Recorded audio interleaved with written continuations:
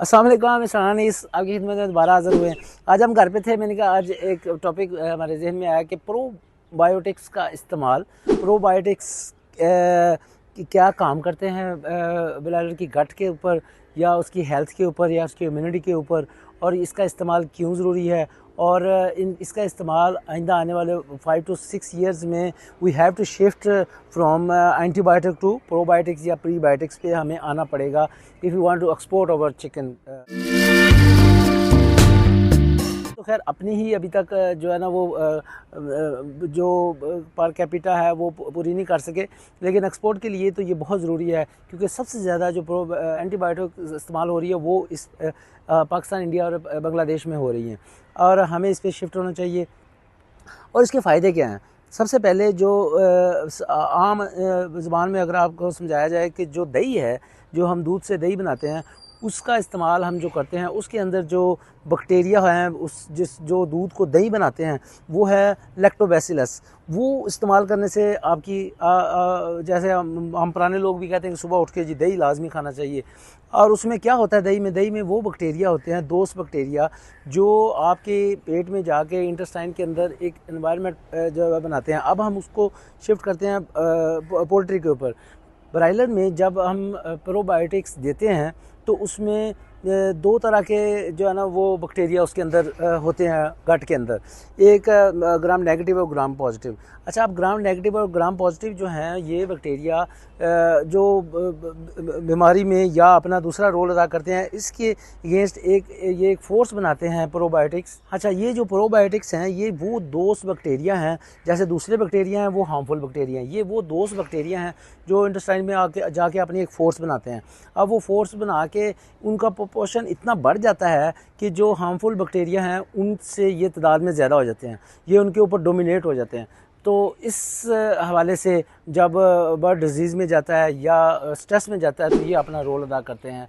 सबसे जो बड़ा फ़ायदा इसका, ये गट की ग्रोथ को बेहतर करते हैं, उसकी विलाइज पे काम करते हैं, उसकी थिकनेस पे काम करते हैं।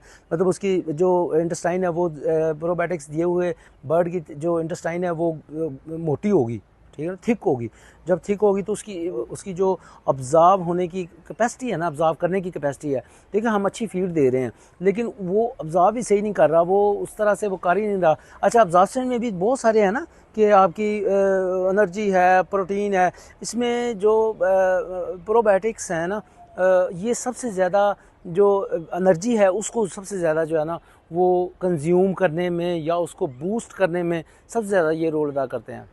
और दूसरा ये कि जब ये अपना रोल अदा कर रहे होते हैं तो ये अपने लिए कोई चीज़ इस्तेमाल नहीं करते, ठीक है। ये सारा जो है ना उसके इंटेस्टाइन को बूस्ट करने में ही जो है ना वो सर्व करते हैं। ये इसको सिंपल एग्जांपल में ये है कि आपके जिस्म में या बर्ड के जिस्म में एक दोस्त बैक्टीरिया की फोर्स बन जाती है और वो प्रॉपर फाइट करते हैं जो हार्मफुल बैक्टीरिया उसके अगेंस्ट।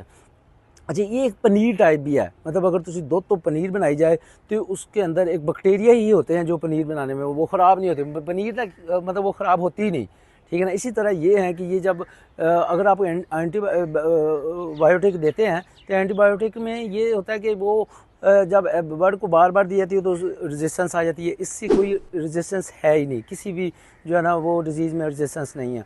और ये डिज़ीज़ आने से पहले उसके अंदर इतनी क़ुव्वत मुदाफ़त पैदा कर देते हैं जिससे बर्ड की जो है ना वो इम्यूनिटी बेहतर हो जाती है।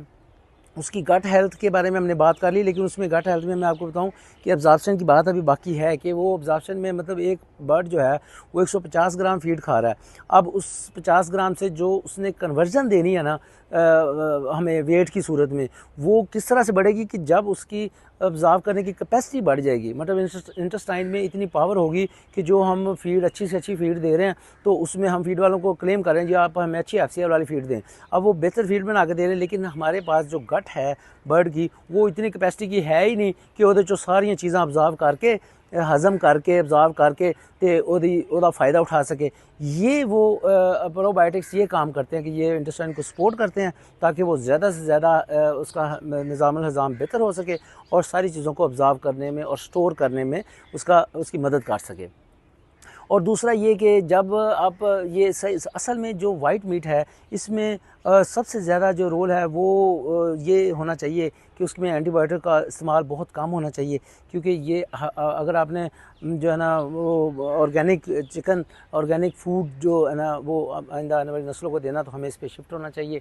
और इसकी और भी बहुत ज़्यादा इकसाम है जिनके जो है ना वो प्रोनाउंसिएशन बहुत मुश्किल है, लेकिन हम उसको जो है ना वो आपको उनके नाम बताते हैं। और वो ये नहीं है कि आप किस किस्म के दें, मतलब कोई भी अच्छी कंपनी के प्रोबायोटिक्स आप दे के देखें। इसका तरीका इस्तेमाल ये है कि एक तो है कि फर्स्ट जो है ना वो 10 डेज़ एक रेगुलर जो है ना वो दें, इनकी रिकमेंडेड टू यूर मतलब as per your veterinary recommended, जो डॉक्टर साहब रिकमेंड करें वो दें, या जो कंपनी उसके ऊपर डोज़ लिखी है वो प्रॉपर डोज़ पूरी करें, ताकि उसकी जो कॉलोनी उन्होंने बनानी है वो कॉलोनी बेहतर से बेहतर वो अपनी बिल्ड कर सकें। और तीसरी चीज़ ये कि जब बर्ड में अगर स्ट्रेस आ जाता है तो वो स्ट्रेस को एक इम्यून बूस्टर की तौर पे भी काम करते हैं। देखिए, बर्ड में स्ट्रेस आ जाना, वो चाहे हीट का स्ट्रेस है या कोई और डिज़ीज़ का स्ट्रेस है, वो इस किस्म का कोई भी स्ट्रेस आ जाना तो उसके ऊपर उसका ये काम है प्रोबायोटिक का कि वो उसमें बर्ड को इम्यूनिटी जो है ना दूसरे ऑर्गन्स हैं, बरसा है, उसको भी बूस्ट करने में उसका अपना रोल अदा करते हैं, कि ताकि वो बर्ड उतनी उसमें इम्यूनिटी पैदा हो जाती है कि वो दूसरे जो पैथोजन हैं उनके ख़िलाफ़ जो है ना वो क़ुव्वत मुदाफ़त पैदा कर देता है। ये दूसरी ये कि ये थोड़े से आपको नज़र आएंगे, थोड़े से कॉस्टली नज़र आएंगे, लेकिन उसके अगेंस्ट जब अगर आप कोई एंटीबायोटिक देते हैं तो उसमें देखें बर्ड सही भी हो जाता है, लेकिन उसमें एंडोटॉक्सिन का मसला आ जाता है कि एंटीबायोटिक का इस ज़्यादा इस्तेमाल से जो बर्ड के अंदर टॉक्सिन पैदा होती है। एक तो होती है ना फीड की टॉक्सिन, एफ्लाटॉक्सिन, दूसरी एक एंटीबायोटिक देने से भी एक टॉक्सिन पैदा होती है जिसको एंडोटॉक्सिन कहते हैं, वो उससे भी आपकी जान छूटेगी। ये टफ़ है क्योंकि एक मार्केट में या अपनी इंडस्ट्री में इसका रुझान बहुत कम है, लेकिन हमारा काम है कि हम उस पर R&D करें। और जो रिसेंटली 3 रिसर्चेज़ हुई हैं उनकी हम आपको डिटेल बता देते हैं कि वो रिसर्च के मुताबिक जो है ना वो उनके रिज़ल्ट्स क्या हैं, आए हम वो आपको बताते हैं। हाँ जी, जो रिसेंटली रिसर्च हुई है, पोल्ट्री साइंस ने जो रिसर्च आर्टिकल जो है ना वो छाया किया, उसके मुताबिक जो जिस बर्ड को प्रोबायोटिक्स दिए गए उसमें 12.6% जो है दूसरे बर्ड से ज़्यादा उसने वेट गेन किया। और जो FCR उनकी फ़िगर के मुताबिक 6.3% जो है ना 6 किलो FCR नहीं 6.3% FCR जो है ना वो दूसरे से बेहतर आई है। ये वो रिपोर्ट हम ऑन इज़ ऑन बता रहे हैं जो पोल्ट्री साइंस ने अपने आर्टिकल में जो छाया की है उसके मुताबिक। हाँ जी, दूसरी रिसर्च जो हुई है वो journal of applied poultry research, उन्होंने जो है ना वो रिपोर्ट दी है। हाँ जी, उनके मुताबिक 9.5 जो है ना वो वज़न में इजाफा हुआ है और 4.8 उसकी FCR में, 4 किलो FCR नहीं 4.8 ओवरऑल FCR में उसकी ज़्यादा आई है, जिसमें प्रोबायोटिक्स इस्तेमाल हुए हैं। हाँ जी, 4.8% FCR बेहतर आई है उसके इस्तेमाल से, प्रोबायोटिक्स के इस्तेमाल से। ये वो फिगर्स हैं जो रिसर्च हो चुकी है। अब हम क्या कर सकते हैं, हम एटलीस्ट अगर आप